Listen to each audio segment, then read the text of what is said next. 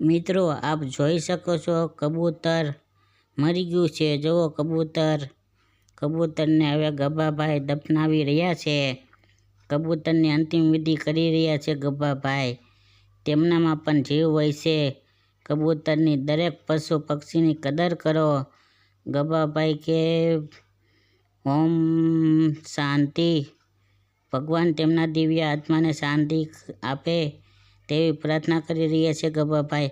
આપણામાં પણ જીવ હોય છે તેમ પશુ પક્ષીમાં પણ જીવ હોય છે। તો અત્યારે ઉનાળાની સિઝન ચાલી રહી છે, તેના માટે બહાર પાણીના કુંડા ભરીને રાખો અને હીટવેવથી બચાવવા માટે માળા પણ બનાવો, જેથી કરીને પશુ પક્ષી મૃત્યુ પામે નહીં અને તેમને પાણી મળી રહે, તેમજ પોતાના માળામાં શાંતિથી રહી શકે, જીવી શકે। તેમનામાં પણ જીવ હોય છે અને તેમની કદર કરો, પશુ પક્ષીની રક્ષા કરો, તેમનું સન્માન કરો। અને આ વિડીયો સારો લાગે તો શેર કરો અને કદર કરો। એની અંતિમ સંસ્કાર કરી રહ્યા છે।